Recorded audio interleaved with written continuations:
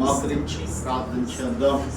పరిశుద్ధుడైన మా తండ్రి, నీకు వందనాలు స్తోత్రాలు చెల్లించుకుంటున్నామయ్యా. ఇంతవరకు నాయనా మీరు మమ్మల్ని సజీవులుగా చేశారు. పాటల ద్వారా నీ నామాన్ని మహిమపరిచాము ప్రభా. వాక్యము చేతనైనా ఈరోజు మీరు మా అందరితో మాట్లాడమని ప్రార్థన చేసుకుంటున్నామయ్యా. విరిచి ఉండగా నాయనా ఇదిగో గ్రహింపుని నీ బిడ్డలకు మీరు దయచేయండి. వాక్యపు లోతుల్లోకి మీరు కట్టి నడిపించమని ప్రార్థన చేసుకుంటున్నామయ్యా. నీకే వందనాలు చెల్లించుకుంటూ వినగలిగిన చెవులను, గ్రహించగలిగిన మనస్సు, వాక్యానుసారంగా బిడ్డలందరూ నడుచుకోవటానికి మీ చిత్తము జరిగించి మీరు మహిమ తెచ్చుకోమని అడుగుతున్నాం. ఇంతవరకు నాయనా మీరే ఉండి నడిపించారు. ఈ వాక్యము చెప్పబోతూ ఉండగా మీ ఆత్మచేత నన్ను నింపి బలపరిచి మీ సిలువ చోటను మరుగుపరచమని, లోతైన మాటల ప్రభా ఎవరించుటకు నీ శక్తిని, నీ ఆత్మను నా మీద ఉంచి నడిపించి సహాయము చేయమని యేసుక్రీస్తు వారి నామము ప్రార్థించి అడిగి వేడుకొని మనవి చేసుకుంటున్నాము తండ్రి. ఆమేన్. అందరికి వందనాలు. దేవుని వాక్యంలో నుంచి మరి కొన్ని విషయాలని బైబిల్ గ్రంథంలో మత్తయి సువార్త 21వ అధ్యాయము 1, 2, 3 వచనాల దాకా మనం చదువుకున్నాం. యెరూషలేమునకు సమీపించి ఒలీవ చెట్ల కొండ దగ్గర ఉన్న బెత్షెగేకు వచ్చినప్పుడు యేసు ప్రభు తన శిష్యులతో ఇద్దరితో చూచి మీ ఎదుటనున్న గ్రామమునకు వెళ్ళుడి. వెళ్ళగాని కట్టబడి ఉన్న ఒక గాడిదను, దానితో ఉన్న ఒక గాడిద పిల్లను మీకు కనబడును. వాటిని విప్పి నా యొద్దకు తోలుకొని రండి. ఎవరైనను మీతో ఏమైనను అని ఎడల ఈ ప్రభువునకు కావలసిన నీ చెప్పవలెను. వెంటనే అతడు వాటిని తోలిపెట్టినని మీతో చెప్పి వారికి పంపెను. యేసు ప్రభువుకు మాట రాయబడుతుంది. యేసు క్రీస్తు వారు స్పష్టంగా రాయబడుతున్న విషయాలు మనం చూడగలిగితే, యేసు ప్రభువునంట ఆ రోజుల్లో గాడిద ఎక్కటానికి యేసు ప్రభు సిద్ధపడుతున్నారు. అయితే శిష్యులందరూ కూడా యేసు ప్రభువును చూస్తున్నారు. అయితే యేసు ప్రభు ఒక గ్రామం ఎదుటకు పోయాడు. ఆ గ్రామంలో ఎదురుగా ఉన్న గ్రామానికి మీరు వెళ్ళండి. అక్కడ ఒక గాడిద కట్టివేసి ఉంటుంది. దాని కాడ ఒక గాడిద పిల్ల కూడా ఉంటుంది. అది తోలుకొని యేసు ప్రభు తీసుకున్న శిష్యులతో ఇద్దరిని పంపించాడు. పంపిస్తే అంతలో ఆ గాడిద యజమానుడు అడుగుతాడంట, అయ్యా ఈ ఎవరికి కావాలి అని అడిగినప్పుడు, ఈ ప్రభువులకు కావాలని చెప్పండి, అతను యేసు ప్రభు తోలి పంపిస్తాడని యేసు ప్రభు చెప్పాడు. చూడండి, బైబిల్ గ్రంథంలో ఒక విషయాన్ని మనం చూడగలిగితే, యేసు ప్రభు ఎందుకు గాడిద ఎక్కాల్సి వచ్చింది ఆ రోజు చాలా స్పష్టంగా రాయబడుతుంది. ఈ గాడిద యేసు ప్రభు మానవుని స్వభావానికి మనకి కనపడుతున్నట్టుగా మనం చూడగలుగుతాం. మానవుల స్వభావము ఒక్కోసారి గాడిద స్వభావంలా కనపడచ్చు. అయితే ప్రభు ఈ గాడిద పిల్లని ఎందుకు ఎక్కాలి? చాలా ఉన్నాయి, వాహనాలు చాలా లేవా? ఏనుగుంది, ఎక్కొచ్చు. గుర్రాలు ఉన్నాయి, ఎక్కొచ్చు. ఇంకా చాలా చాలా వస్తువులు ఉన్నాయి. మరి అన్నిటి మీద యేసు ప్రభు ఎక్కకుండా మరి గాడిద పిల్లని యేసు ప్రభు ఎందుకు తీసుకొని రమ్మని చెప్తున్నాడు. ఈరోజు ప్రభు వాక్కు వింటున్న నీవు నేను కూడా యేసు ప్రభు కంట గాడిద కావాలని యేసు ప్రభు శిష్యుల్ని ఇద్దరిని పంపించి తోలుకొని రమ్మని చెప్పాడు. చదవండి, ఆ మాటలో ఒక విషయాన్ని మనం చదువుకున్నాం. 4వ వచనం, ప్రవక్తలు చెప్పబడినట్టుగా నెరవేరినట్టుగా ఇది జరిగిను. ఇది అదేమనగా ఇదిగో నీ రాజు సాత్వికుడును గాడిదను భారవాహక పశువు పిల్ల అయిన చిన్న గాడిదని ఎక్కి నీ యొద్దకు వచ్చుచున్నాడని సియోను కుమారితో చెప్పగా అనున్నది. శిష్యులు వెళ్ళి యేసు ప్రభు తనకు ఆజ్ఞాపించిన ప్రకారము చేసి ఆ గాడిదను దాని పిల్లను తోడుకొని వచ్చి వాటి మీద తమ బట్టలు వేయగా ఆయన బట్టల మీద కూర్చుండును. జన సమూహమును అనేకులు తమ బట్టలు దారి పొరుగున పరిచి కొందరు చెట్ల కొమ్మలను నరికి దారిన పరిచిరి. ఆ సమాజ హోమంలో జన సమూహములో ఆయనకు ముందు వెళ్ళుచుండిన వారును వెనుక వచ్చుచున్న వారును దావీదు కుమారుడా జయమని చెప్పి ప్రభువు పేరట వచ్చేవాడు స్తుతించబడును గాకని కేకలు వేసుచూ వచ్చారంట. దేవునికి స్తోత్రం. యేసు ప్రభు గాడిద పిల్లను తీసుకురమ్మని చెప్పారు. తెచ్చిన తర్వాత ఆ గాడిద పిల్ల కంట దాని మీద బట్టలు వేసి యేసు ప్రభు ఆ గాడిద మీదకి ఎక్కాడు. చాలా జాగ్రత్తగా వినాలి. యేసు ప్రభు గాడిద పిల్ల మీదకి ఎక్కిన వెంటనే ప్రజలు అనుకున్నారంట, అయ్యో ప్రభు నేల మీద నడిస్తే బాగుండదు, అందుకొని ఆయనకి ఏం చేశారంటే రాజు గనకైన ఎవరంటే యేసుక్రీస్తు వారు రాజు, మీ రాజు గాడిద పిల్ల ఎక్కి రాబోచున్నాడని సాత్వికుడని రాసింది అక్కడ. యేసు ప్రభు రాజు కనుక రాజు నడిచేటప్పుడు ఎంత మర్యాదగా ఉంటుందో ప్రజలందరూ యేసు ప్రభువును చూసంట చీరలు మరవటం మొదలు పెట్టారంట. ఆ గాడిద ఏం చేస్తారంట, వారికి చీరలు పరుస్తున్నారంట. కొంతమంది చెట్టు కొమ్మలు నరికి పరుస్తున్నారంట పలసగా. యేసు ప్రభు వాటి అన్నిటినీ చూశాడంట. ఆమేన్. ఈరోజు దేవుని వాక్యం వింటని నీవు నేను కూడా ఈరోజు దేవుని వాక్యం వింటున్న భయము లేదండి. దేవునికి ప్రజలకి భయము కలగట్లేదు. ప్రజలకి ఏమి లేదంటే తమ ఇష్టానుసారంగా నడవటానికి వీలుబడి నడుచుకుంటున్నారు. యేసుక్రీస్తు వారు చెప్తున్నాడు, ఇదిగో ఈ గాడిద లాంటి స్వభావం కలిగిన మనుషుల మీదకి నేను ఎక్కితే మీకు మహిమ వచ్చిందని యేసు ప్రభు చెప్తున్నాడు. ఆమేన్. ఎవరు ఎక్కాలంట మన మీదకి?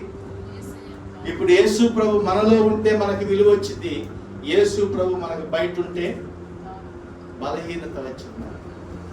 బైబిల్లో రాయబడుతున్న విషయాలు మనం చూడగలిగితే యేసు ప్రభు అంట ఆ ప్రాంతంలో తిరుగుచూ ఉన్నప్పుడు అనేక మంది అద్భుతాలు చూడగలిగారు, ఆశ్చర్యాలు చూడగలిగారు.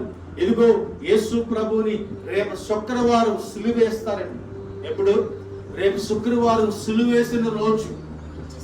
ఆ రోజు ప్రజలందరూ కూడా యేసు ప్రభువుకు ముందుగానే తెలిసింది, ఇదిగో నన్ను సిలువ వేస్తారు, ప్రజలందరి నిమిత్తము నా దేహము నలగగొట్టబడిద్ది, విసరబడిద్ది, ఆయన అనేకుల కొరకు నా రక్తాన్ని చిందించాలని అన్ని ప్రభువుకు నాకు తెలుసు కనుక ఆయన ఊరేగుతూ గాడిద మీద తిరుగుచూ ఉండగా ప్రజలందరూ జైలు కొడుతున్నారంట.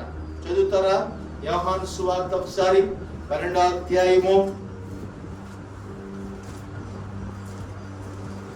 యోహాను సువార్త 12వ అధ్యాయము 14-15 వచనాలు చదువుకున్నాం. సియోను కుమారి భయపడకము, ఇదిగో నీ రాజు. ఇందాక మత్తయి సువార్తలో చదివినట్టే ఉంది కదా. సియోను కుమారి భయపడకము, ఇదిగో నీ రాజు గాడిద పిల్ల మీద ఎక్కి ఆసీనుడై వచ్చుచూ ఉన్నాడు. యేసు ప్రభు ఆసీనుడై వచ్చుచున్నాడంట. దేని మీద యేసు ప్రభు ఎక్కాడంటే అన్ని వాహనాల మీద యేసు ప్రభు ఎక్కొచ్చు, కానీ గాడిద లాంటి మనుషులు అన్నమాట. ఇక్కడ బైబిల్లో రాయబడుతుంది.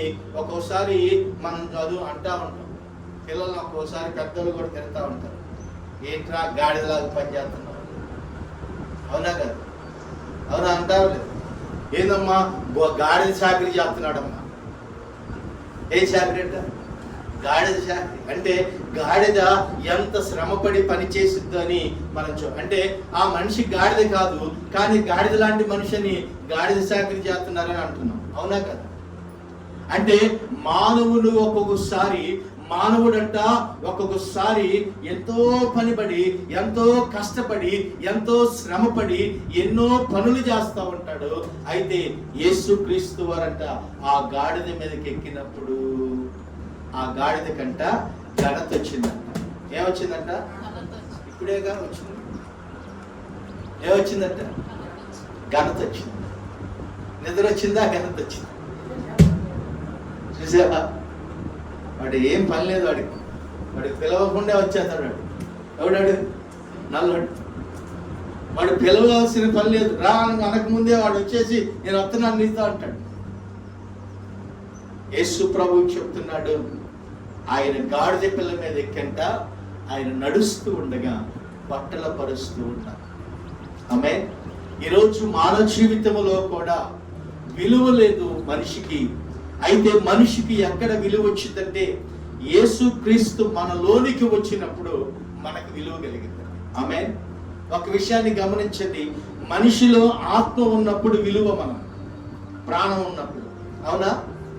ప్రాణం ఉన్నప్పుడు ఎంతో విలువగా పలకరిస్తాం, ఎంతో విలువగా చూస్తాం, ఎంతో గౌరవించి మాట్లాడుతాం.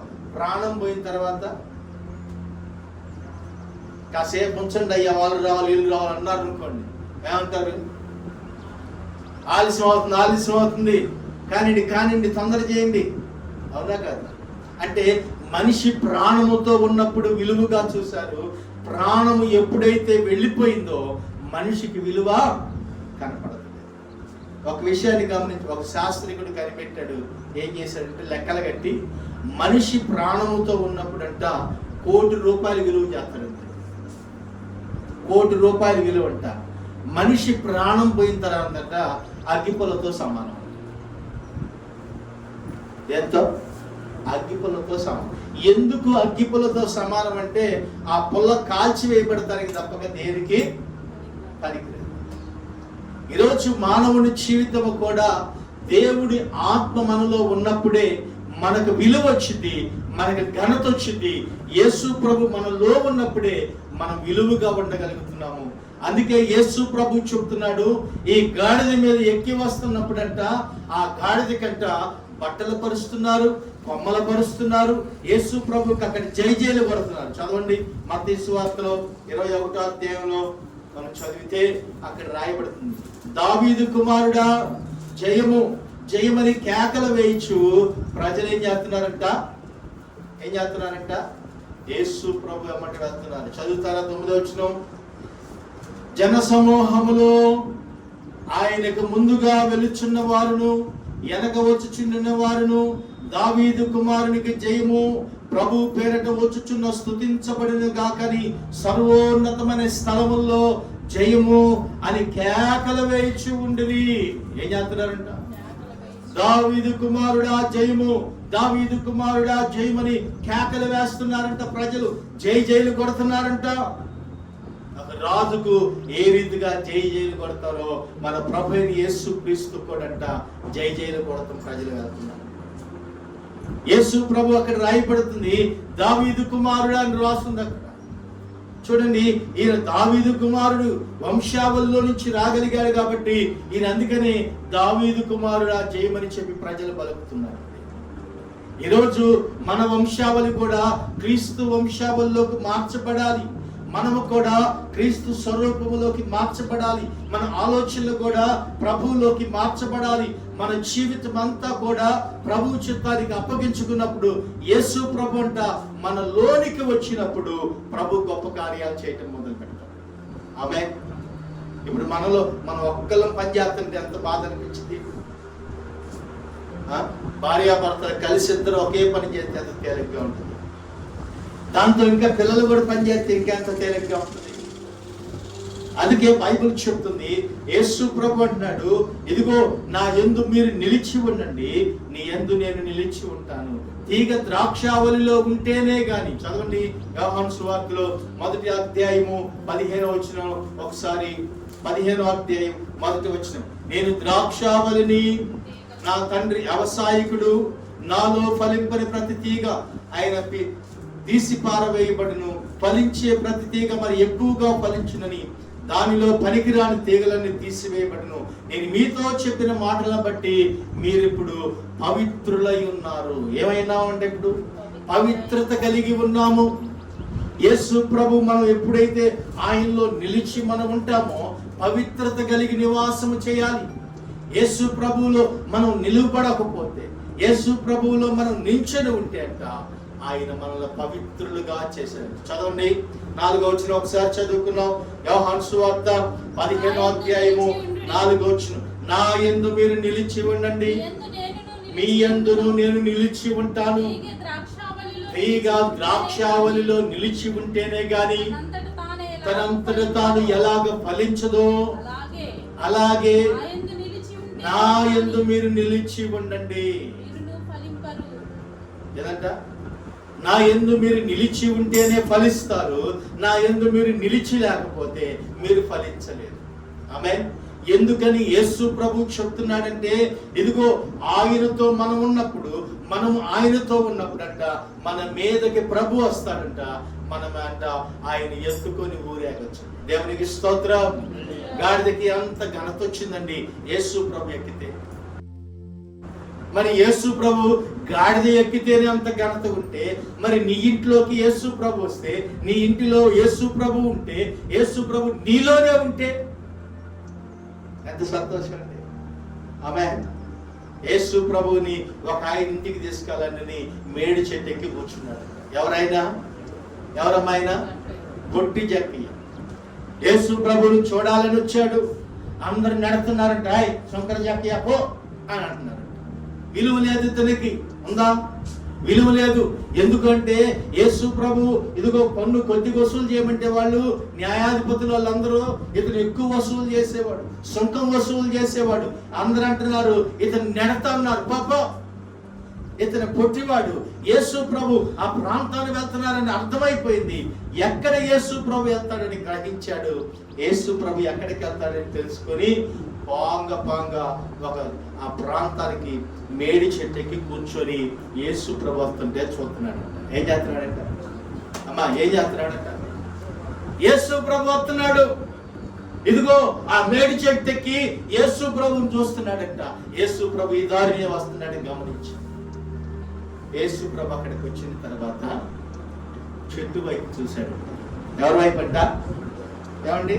దారిని పోయే వాళ్ళు ముందు చూస్తూ వెళ్తారు. చెట్టు మీద ఉన్నాడని యేసు ప్రభుకి ఎట్ట తెలుసు?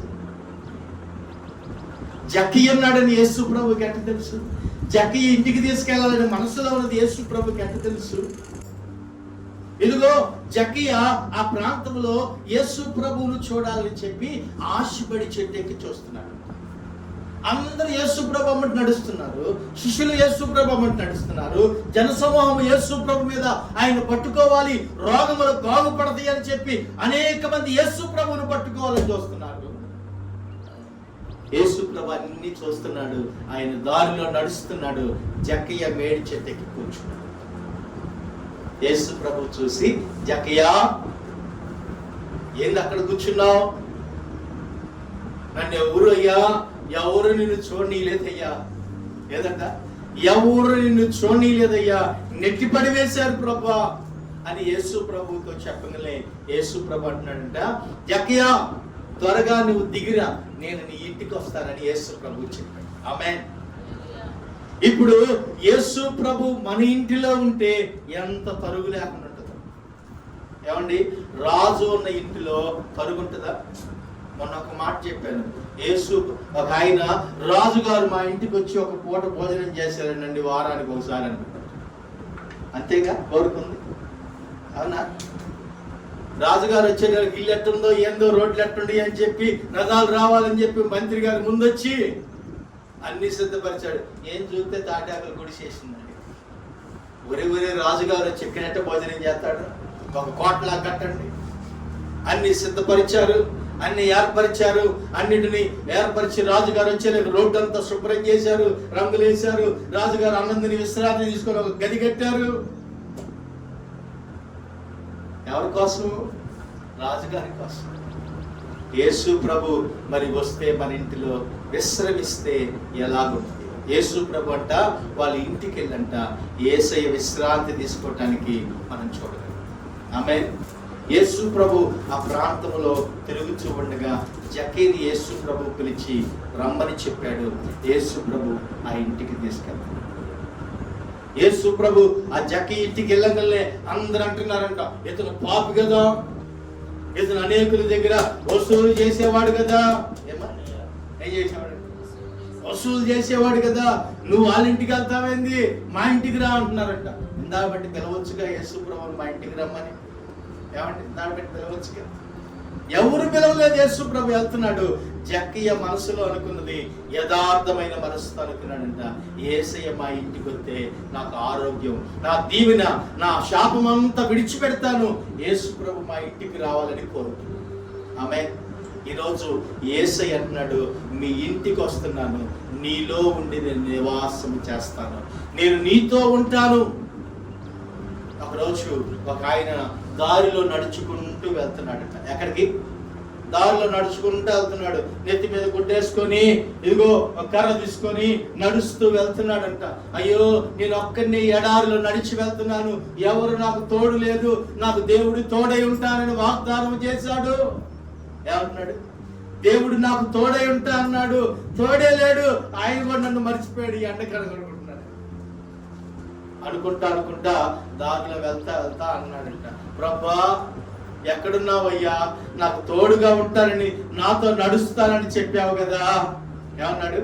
నాతో నడుస్తానని చెప్పావు కదా, ఎక్కడికి వెళ్ళావు, నా అడుగులే ఉన్నాయి అని అడుగుతున్నాడంట దేవుడిని. నువ్వు అలసిపోయావని నేను నిన్ను ఎత్తుకున్నాను నాయన. లేదు నేను నిన్ను చూడాలి అని అనగానే, సరే నీ పక్కన నా అడుగులు పడతాయి, నిన్ను దింపుతున్నానని చెప్పాడు. యేసయ్య అతన్ని దింపి ఆయన పక్కన నడుస్తుంటే ఆయనతో పాటు 2 అడుగులు పడుతూ అతని. ఆమేన్, హల్లెలూయా. ఇప్పుడు ఎవరితో ఉన్నాడు యేసు ప్రభు? అప్పుడు దాకా అలసిపోయిన వ్యక్తిని, అప్పుడు దాకా శ్రమ పడుతున్నాడు అనుకున్నాడు, కానీ ఇప్పుడు శ్రమ పడుతున్నాడంట. ఇప్పుడు నడుస్తుంటే అయ్యో అలిపోతుంది ప్రభు ఇసుకలో, ఆ ఎడారిలో నడుస్తుంటే ఇసుకలో అలిపోతుంది ఆయనకి. అయ్యో ప్రభు ఇందాడ బట్టి అలుపు లేదన్నాడంట. ఇందాడ బట్టి నేను నిన్ను ఎత్తుకున్నాను నా కుమారుడా అయ్యాదంట. ఇందాడ బట్టి నేను నిన్ను ఎత్తుకున్నాను, అందుకే నీకు శ్రమ కాలేదు, అందుకే నీకు కష్టము కాలేదు, అందుకే నీకు ఇబ్బంది కాలేదు, అందుకే నీకు నష్టము కాలేదు, అందుకే నీకు బాధ లేదు. నిన్ను ఎత్తుకొని నేనున్నాను, ఇప్పుడు నేను దింపాను నిన్ను, నువ్వు నాతో నడవమని చెప్పావు కదా, నేను నీతో నడుస్తున్నాను, అందుకే నువ్వు శ్రమ పడు. ఆమేన్, హల్లెలూయా. యేసు ప్రభు ఎప్పుడు కూడా మళ్ళీ విడిచిపెట్టాడు. ఆయన గాడిద పిల్ల ఎక్కంట ఊరేగించి వస్తుంటే, నీ రాజు వస్తున్నాడని దావీదు కుమారుడా జయమని చెప్పి ప్రజల కేకలు వేయటం మొదలు పెట్టారు. ఈరోజు నీ జీవితంలో కూడా యేసు ప్రభు లేకపోతే, ఎవరు లేకపోతే, యేసయ్య లేకపోతే, యేసు ప్రభు నీ కుటుంబంలో లేకపోతే, యేసు ప్రభు నీతో సహవాసం కలిగి ఉండకపోతే, ఇదిగో ఆయన నీతో లేకపోతే అంట, ఇదిగో ఆయన ఎక్కడ కూడా నీతో లేకపోతే నువ్వు ఎక్కడ కూడా జీవించు. అందుకే అంటున్నాడు దావీదు అక్కడ యోహాను సువార్తలో 15వ అధ్యాయంలో రాయబడింది, నేను నీతో ఉంటాను. ఏంటంట? చదవండి ఆ మాటలు. ఇదిగో 4వ వచనం, నా యందు నిలిచి ఉండండి, మీ యందు నేను నిలిచి ఉంటాను. నా యందు మీరు నిలిచి ఉండండి, నేను మీతో పాటు నివాసం ఉంటాను. మీరు నాతో ఉండకపోతే నేను మీతో ఉండను. యేసు ప్రభు అదేగా చెప్పింది మరి, అవునా? మరి ఆయన దగ్గరికి వచ్చాము, ఇప్పుడు ఆయనతో మనం ఉన్నాము. ఇప్పుడు మనతో బయటికి వెళ్ళిన తర్వాత ఆయన మనతో ఉండటం మొదలు పెడతాడు. ఆమేన్. ఇప్పుడు యేసయ్య దగ్గరికి మనం వచ్చి నివాసం ఉన్నాము. ఇప్పుడు మనం బయటికి వెళ్ళేటప్పుడంట యేసయ్య మనతో వచ్చి నివాసం చేస్తా ఉంటాడు. అప్పుడు మనకు కీడు రాదు, అపాయము సంభవించదు, ఏ తెగులు మన గుడారమును అంటుకోదు. అందుకే ప్రభు వాక్యం చెప్తుంది, ఇదిగో నీ రాజు గాడిద పిల్ల మీద ఎక్కి వస్తున్నాడు, ఆయన సియోను కుమారి నీ రాజు. ఆమేన్. చదువుతారా మాటలు? ఒకసారి మత్తయి సువార్తలో మనం చదువుకుంటే ఒక మాట మనం చదువుకున్నాం. మత్తయి సువార్త 21వ అధ్యాయము కొన్ని వచనాల్ని మనం చూద్దాం. దావీదు కుమారునికి జయము. ప్రభు పేరట వచ్చువాడు స్తుతించబడిన గాక. సర్వోన్నతమైన స్థలముల్లో జయము అని కేకలు వేయుచున్నది. ఆయన యెరూషలేములోనికి వచ్చినప్పుడు ఆ పట్టణమంతయు ఈయన ఎవరో అని కలవరపడుతున్నారంట ప్రజలు. ఎవరైనా అప్పుడు దాకా యేసు ప్రభువుని గురించి విన్నారు, కానీ ఎవరైనా అందరూ కలవరపడుతున్నారంట. అందరూ కలవరపడుతుంటే ఆయన అందరూ కేకలు వేసి దావీదు కుమారుడా జయమని కేకలు వేయటం మొదలు పెడితే యేసు ప్రభు ప్రవక్తల నెరవేర్పు జరగాల్సి వచ్చింది. చదువుతారా 11 వచనం? జన సమూహమును ఈయన గలిలియాలో నజరేతు వాడగు ప్రవక్త అయిన యేసు అని చెప్పిరి. ఎవరంట? ప్రవక్త అయిన యేసు. యేసు దేవాలయములో ప్రవేశించుచు అక్రమము చేయువారిని వెళ్ళగొట్టి రోకల మార్చు వారిని బలను గొవ్వలను పీఠములను పడద్రోసి నా మందిరం ఇది ప్రార్థనా మందిరము. ఏ మందిరం అంటే ఇది ప్రార్థనా మందిరము. అనేకులకి ఇది విశ్రాంతి దొరికే స్థలం. అంటే ఏం దొరికిందంటే ఇక్కడ విశ్రాంతి దొరికిందంట. దేవుని సన్నిధి, ఆయన సన్నిధిలోకి వచ్చిన వారికి విశ్రాంతి కలిగిద్ది. ఆయన సన్నిధిలో ఉన్న వారికి నెమ్మది దొరికిద్ది.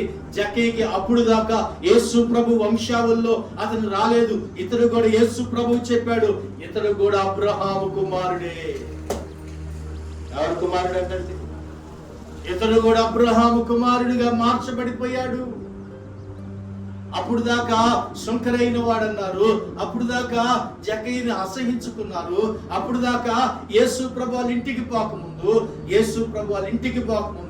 యేసయ్యని ఇంటిలో చేర్చుకోకముందు జక్కయ్యని అసహించుకున్నారు. ఎప్పుడైతే జక్కయ్య యేసు ప్రభువుని చేర్చుకొని నా ఇంటికి తీసుకెళ్లాలని తన హృదయంలో పిలుచుకున్నాడో జక్కయ్య అబ్రహాము కుమారుడిగా మార్చాడు. ఆమేన్. ఈరోజు నీవు కూడా యేసయ్య ఇంటిలో చేర్చుకోవాలి. ఎక్కడ చేర్చుకోవాలంట? యేసయ్య నా ఇంటిలో ఉన్నాడు, నాలో ఉన్నాడు. నాలో ఉన్న యేసయ్య అనేకులకు కనపడుతున్నాడు. నాలో ఉన్న యేసయ్య అనేకులకు సమాధానము కలగజేస్తాడు. నాలో ఉన్న యేసయ్య అనేకులకు సంతోషాన్ని కలగజేయాలి. నా మాటల్లో అనేక మంది సంతోషపడాలి, నా క్రియల్లో అనేక మంది సంతోషపడాలి, నా ఆత్మీయ జీవితము ప్రజలు చూసి ఆనందపడాలి. అది యేసయ్య కోరుకున్న జీవితం. ఇప్పుడు నీలాగా నువ్వు జీవిస్తే అది కుదరదు.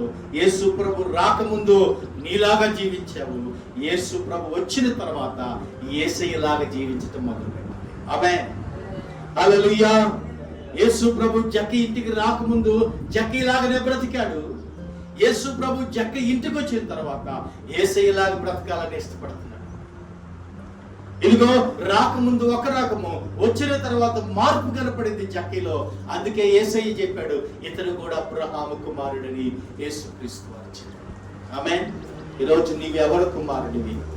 ఈరోజు మరి నువ్వు దేవుని కుమార్తెవు కనుక, దేవుని కుమారుడు కనుక, నువ్వు యేసుక్రీస్తుని అంగీకరించి నీ హృదయంలో చేర్చుకున్నావు కనుక యేసయ్య నీతో పాటు ఉండి నిన్ను గణపరచాలని చూస్తున్నాడు. బైబిల్లో ఇందాక మనం చదువుతారా? అతడు నన్ను ప్రేమించుచున్నాడు. 91వ కీర్తన ఒకసారి మనం చదువుకున్నాం.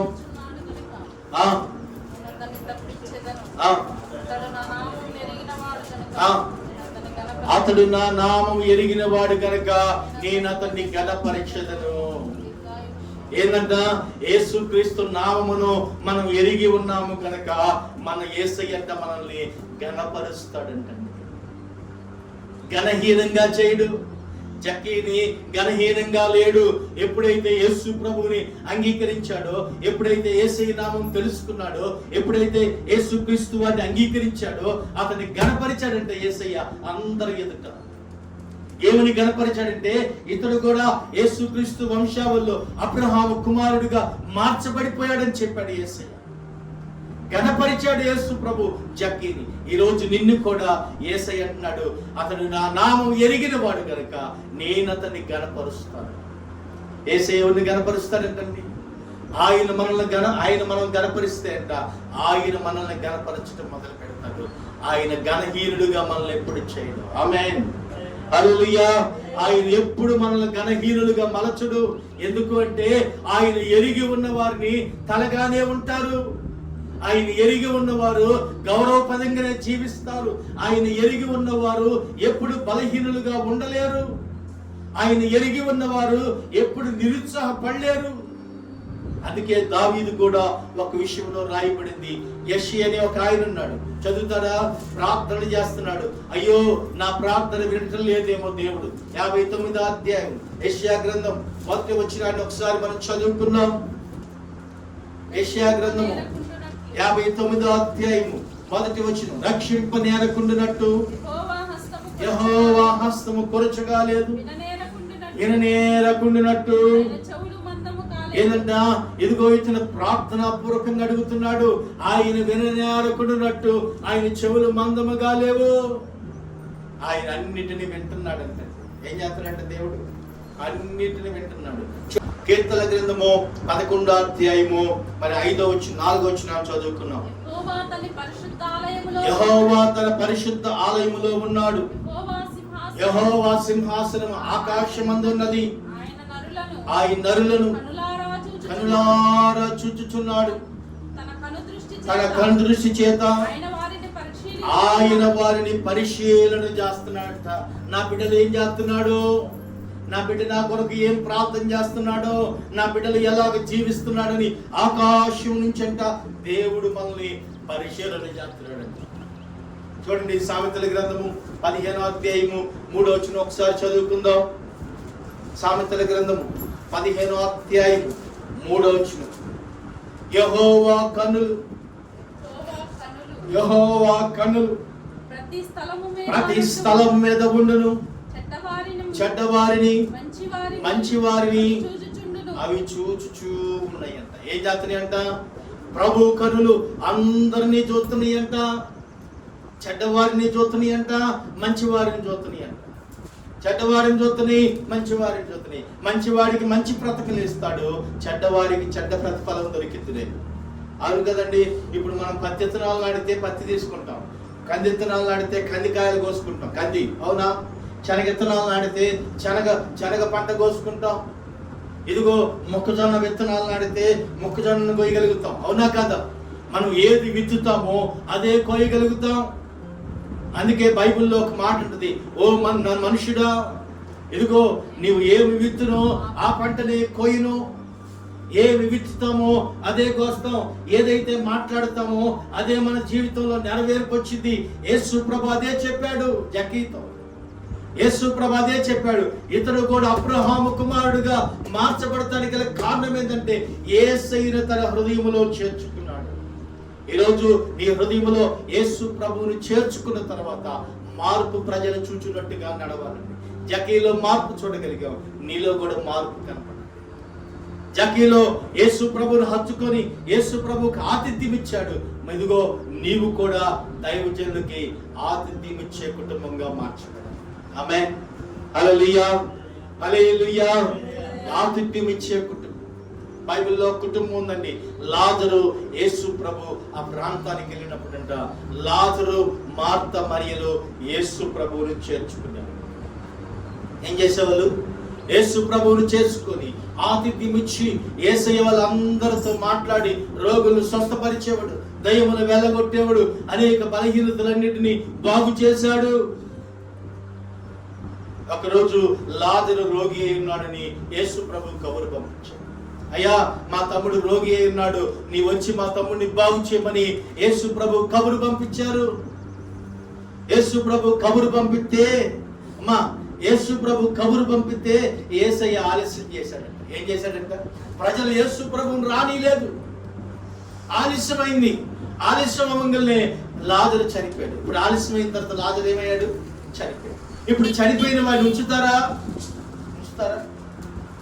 ఒక రోజు ఉంచారనుకోండి, రెండో రోజైనా పడేయాలిగా.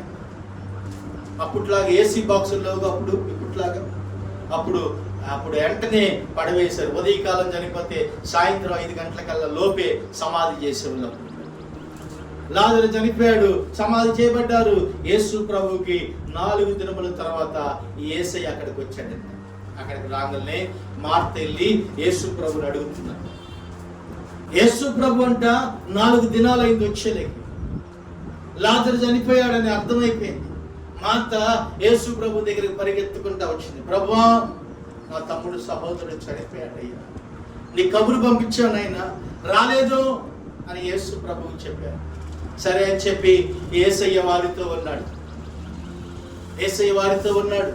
యేసు ప్రభు వారితో చెప్పాడు, ఇదిగో మరి ఏం చేద్దాం అన్నాడు. యేసు ప్రభు చెప్పగానే యేసు ప్రభు తంటారు, ఇంకేముందయ్యా, మరి చనిపోయాడు కదా, ఏం చేయలేం కదా అని యేసు ప్రభు దగ్గరికి వచ్చి చెప్పగానే యేసయ్య అన్నాడు, నమ్ముతున్నారా మీరు బ్రతుకుతాడని అన్నాడు. ఆమేన్. నమ్ముతున్నారా? పునరుద్ధానంలో లెగుతాడని చెప్తున్నారు యేసు ప్రభు. పునరుద్ధానంలో లెగుతాడయ్యా అని చెప్తుంటే, లేదు, యేసయ్య అంటున్నాడు సమాధి దగ్గరికి వెళ్దాం పండి. యేసు ప్రభు సమాధి దగ్గరికి తీసుకెళ్లారు. రాళ్ళు కుప్ప అంతా పెట్టి ఉన్నారు. యేసు ప్రభు ఆ రాయి పొర్లించి ఉంది అతనికి. యేసు ప్రభు అన్నాడు ఆ రాళ్ళు తీమని యేసు ప్రభు చెప్పగానే రాళ్ళన్నీ తీసి కుప్ప పక్కన పడేశారు. లాజరు అక్కడ కొనుక్కొని పేద వస్త్రముల చేత కట్టబడి ఉన్నాడు. యేసయ్య లాజరును పిలుస్తున్నాడు. ఆమేన్. ఒక విషయాన్ని గమనించండి, యేసు ప్రభు పేరు పెట్టి పిలిచాడు. అక్కడ లాజరు, లాజరు లేచి బయటికి రమ్మని యేసయ్య ఎప్పుడైతే చెప్పాడో, యేసయ్య స్వరము 4 దినములు చనిపోయిన లాజరు విన్నాడండి. దేవునికి స్తోత్రం. గట్టిన పడిందండి. యేసయ్య ఎప్పుడైతే ఆ మాటలు చెప్పాడో అతను లోనికి జీవం పోయింది. వెంటనే గక్కును లెగిసి యేసయ్య దగ్గరికి తిరిగి వచ్చేశారు. అందరూ చూస్తా ఉన్నారు. యెరూషలేము మొత్తం చూస్తా ఉన్నారు. ప్రాంతంలో వాళ్ళందరూ వచ్చి ఉన్నారు. యేసు ప్రభు చేసిన అద్భుతం చూసి ఈయన నిజముగా దేవుని కుమారుడు అని కేకలు వేయటం మొదలుపెట్టారు. అనేకులు కేకలు వేసి యేసు ప్రభువుని హత్తుకున్నారు. అనేక మంది మారు మనసు పొందారు. ఈయన చనిపోయిన వారిని కూడా తిరిగి లేపుతున్నాడు. ఈయనే నిజమైన దేవుడు. ఆమేన్. హల్లెలూయా. ఈయనే నిజమైన క్రీస్తు అని చెప్పి అనేక మంది యేసు ప్రభు వెంబడించడం మొదలు పెట్టారు. ఆయనతో హత్తుకున్నారు. అనేకులు రక్షణ పొందుకున్నారు. తమ పాపములు విడిచిపెట్టి యేసు ప్రభువుని చేర్చుకున్నారు. ఈరోజు నీ జీవితంలో కూడా యేసు ప్రభువుని చేర్చుకుంటే, నీ ఆత్మీయ జీవితంలో, నీ కుటుంబంలో యేసు ప్రభువుని చేర్చుకో, కొరతలు ఉండవండి. యేసు ప్రభు ఇంటికి వచ్చిన వారిని ఎప్పుడు నెట్టివేయలేదు. నా ఎద్దకు వచ్చి వారిని నేను ఎంత మాత్రమును త్రోసివేయను అని యేసు ప్రభువే చెప్పాడు. ఆయన త్రోసివేయలేదు. ఎందుకు అంటే ఆయన ఎద్దకు వచ్చిన వారందరినీ ఆయన ప్రేమించాడు, దీవించాడు, ఆశీర్వదించాడు. కానీ శపించలేదు. దేవుడు శపించాడా? చూసారా? యేసుక్రీస్తు ఎక్కడ ప్రజలు శపించలేదు. ఎందుకు అంటే వారు దీవించబడాలి, వారు ఆశీర్వదించబడాలి, వారు నాతో పాటు ఉండాలని యేసయ్య మనందరి నిమిత్తము రాజుగా మన కోసం వచ్చాడు. మరి రాజు కుమారులు మనము. ఎవరంట? రాజకుమారులు మనము, రాజు బిడ్డలు మనము, రాజు వారసులు మనము. ఆయనతో పాటు ఉండే రోజు ఒక రోజు రాబోతుంది. యేసయ్య మనందరి నిమిత్తమై తను తాను అప్పగించుకొని మరణించి తిరిగి లేచి. ఆమేన్. ఈరోజు మనము కూడా యేసు ప్రభువుతో పాటు ఉండటానికి సిద్ధపడదాం. ఆయన రాజ్యంలో మనం నివాసం ఉందాం. ఈరోజు మనం అందరం ఎట్ట కూర్చున్నామో యేసు ప్రభు దగ్గర కూడా అట్ట కూర్చోబోతున్నాం. ఆమేన్. హల్లెలూయా. హల్లెలూయా. ఈరోజు మనం ఎట్లా కూర్చున్నామో యేసు ప్రభు దగ్గర కూడా మరి అట్లే కూర్చుంటాం. మరి నీ పిల్లలు, మరి నీ కుటుంబము, నీ యజమానులు, మరి వాళ్ళందరూ మారు మనసు పొందాలని ప్రార్థన చేయి. ఇప్పుడు మనం ఎట్లా యేసు ప్రభు దగ్గర కూర్చోవాలని ఆశపడ్డాము, మన కుటుంబీకులందరూ కూడా యేసు ప్రభు దగ్గరికి రావాలి. వారు కూడా దీవించబడాలి. అగ్నిలో నుండి విడిపించబడి యేసు ప్రభువుతో పాటు మన అందరం నివాసం చేయాలి. ఆమేన్. ప్రార్థన చేసుకుందాం, మోకరిద్దాం. దేవుడు మరి చిన్న వాక్యము దీవించును గాక. ప్రార్థన చేద్దాం. పరిశుద్ధుడైన మా తండ్రి, నీకు వందనాలు, స్తోత్రాలు చెల్లించుకుంటున్నాం. ఎంతవరకు ప్రభువా మీరు మా ఎడల కృప చూపించి నడిపించిన విధానమును బట్టి నీకు స్తోత్రాలు చెల్లిస్తున్నాం. ఈరోజు నాయనా రాజుగా నీవు గాడిద పిల్ల ఎక్కి వస్తూ ఉన్నావు అయ్యా. ఈరోజు నాయనా గాడిద మీదకి ఎక్కి ఊరేగించబడ్డావు. ఇదిగో దావీదు కుమారుడా జయము జయమని చెప్పి ప్రజలు కేకలు వేయటం మొదలు పెట్టారు కదా నాయన. జక్కయ్య యేసు ప్రభు లేనప్పుడు జక్కయ్యని అందరూ అసహించుకున్నారు. యేసు ప్రభువునైనా ఎప్పుడైతే జక్కయ్య యేసు ప్రభువును హృదయంలో చేర్చుకున్నాడో అతడు కూడా అబ్రహాము కుమారుడిగా మార్చబడిపోయాడయ్యా. ఈరోజు మా జీవితంలో కూడా ప్రభు, ఇదిగో మా జీవితంలో కూడా ప్రభు నిన్ను హత్తుకొని నిన్ను ఊరేగించే వారిగా మమ్మల్ని సిద్ధపరచమని అడుగుతున్నాం తండ్రి. నీకు స్తోత్రాలు చెల్లించుకున్నాం. వాక్యం విన్న ప్రజలతో మీరు మాట్లాడండి. నా ఇంటి వారందరూ యేసయ్య దగ్గర ఉండాలి, నా ఇంటి వారందరూ నిత్య సీయోనులో నాతో పాటు నివాసము చేయాలని ఒకరికొకరు కలుక్కొని ఒకరికొకరు మాట్లాడుకొని కుటుంబీకులందరూ రావడానికి సిద్ధపరచమని ప్రార్థన చేసుకుంటున్నాను. మీ చిత్తము జరిగించమని, వచ్చిన బిడ్డలందరినీ మీరు దీవించమని, ఆరోగ్యముతో నింపమని, కావలసిన ప్రతి అవసరాలను ఆయన మీరే ఉండి తీర్చమని అడుగుతూ యేసుక్రీస్తు వారి అతి శ్రేష్టమైన నామం ప్రార్థన చేసి అడిగి వేడుకొని మనం చేసుకుంటున్నాము తండ్రి. ఆమేన్. మన తండ్రి అయిన దేవుడి దీవెన, కుమారుడైన యేసుక్రీస్తు వారి కృప, పరిశుద్ధాత్మ దేవుడు అన్ని మన సహవాసం సకల పరిశుద్ధులకు మనకు ఆయన కృపతోడై నడిపించును గాక. ఆమేన్. అందరికీ వందనాలు.